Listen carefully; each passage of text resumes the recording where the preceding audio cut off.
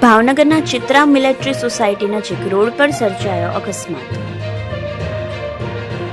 પિયાગો રિક્ષા સાથે બાઇક અથડાતા auto rickshaw પલટી મારી ગઈ.